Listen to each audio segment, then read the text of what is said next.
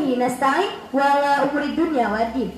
Yang terhormat kepada para dewan ustazah, yang terhormat kepada orang tua saya di rumah, serta para hadirin yang ngantuk di pagi hari ini. Hadirin yang dirahmati oleh Allah, di bulan Ramadan yang penuh barokah ini, hendaklah kita selaku manusia fana dan berdosa meningkatkan kualitas ritual peribadahan kita kepada Allah Azza wa Jalla, yaitu dengan memanfaatkan bulan Ramadan ini sebagai ajang penggandaan pahala dari amal perbuatan kita. Karena bagi habis gelap terbitlah terang yang dimana kembar Rajab dan Syaban yang telah kita lewatkan, yang tentu saja masih sering kita lalaikan. Betul apa betul? Maka alangkah ruginya kita hadir jika kini kita juga melalaikan si musuh, yakni bulan Ramadan. Karena yaitu ibaratkan oase subur yang tumbuh di padang sahara nan tandus, yang keberadaannya dipuja-puja dan kehadirannya pun dinanti-nanti. Hadirin yang dirahmati oleh Allah, ada sebuah kisah tentang khalifah umat muslim yang sangat agung. Kisah ini dapat menjadi inspirasi bagi para pencari syafaat Nabi. Ia adalah Amirul Mukminin Sultan Abdul Hamid II. Beliau adalah Sultan ke-34 daripada masa kekhalifahan Turki Utsmani yang sangat masyhur karena bukti kecintaan dan keikramannya kepada sang Nabi. Namun, oleh para musuhnya, ia dianggap sebagai Sultan Merah atau sang pemberang karena keberadaannya dapat menjadi penghalang terbesar bagi para musuh Islam guna menghancurkan Islam. Pernah suatu ketika Sultan Abdul Hamid mengancam duta besar Prancis yang akan mengadakan pementasan guna menjelekkan nama sang nabi. Kemudian dia pun berkata, "Apakah kuruntukan menara Eiffel itu jika kau tidak memberhentikan pementasan ini?" ucap Abdul Hamid. Sehingga pementasan tersebut pun dihentikan. Sultan Abdul Hamid juga merupakan seorang pemersatu umat. Pada masa kepemimpinannya, Islam sudah mulai mengalami perpecahan.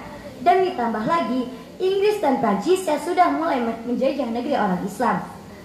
Maka Abdul Hamid melakukan berbagai macam cara guna menyelamatkan umat ini dari disintegrasi.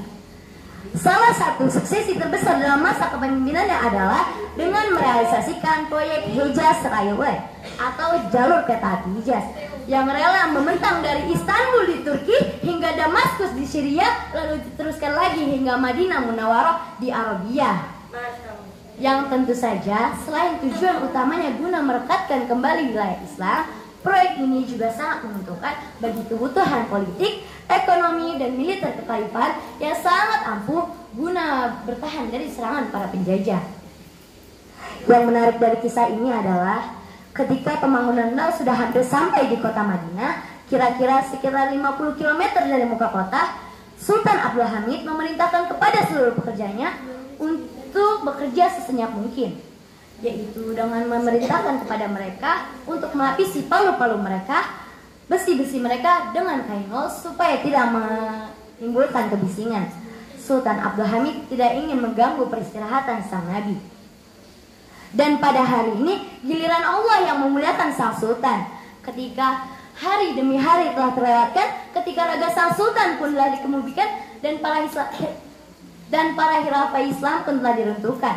Dan pada hari ini di kota Istanbul nan megah itu dibangunlah sebuah infrastruktur canggih yang bernama tramway, yang relnya membentang dan membelah kota Istanbul dari Teluk Gordonham hingga Laut Marmara. Namun ada satu hal yang tak dapat luput dari perhatian kita, yaitu terdapat sepotong truk kereta yang berbeda dari yang lainnya, yaitu terdapat sebuah bantalan karet yang dipasang pada rel itu. Dari sekitar 7,5 km rel ini membentang dan hanya ada satu tempat yang diberi pedang itu. Kira-kira di mana rel itu berada? Ada yang tahu? Di mana? Rel itu berada di depan komplek pemakaman Sultan Abdul Hamid. Dan bahkan bukan hanya itu saja, pemerintahan Republik Turki juga mengeluarkan peraturan khusus berupa larangan berbuat kebisingan di area sekitar pemakaman. Seakan-akan rakyat Turki ingin mengatakan, sebagaimana Abdul Hamid memuliakan Rasulullah, maka beginilah cara kami memuliakan beliau. Maka para hadirin, jika kita ingin dimuliakan Allah Subhanahu wa taala, maka muliakanlah orang yang Allah muliakan. Mungkin cukup sekian dari saya. Mohon maaf apabila ada kesalahan karena saya masih tahap belajar. Wabillahi taufiq wal hidayah. Wassalamualaikum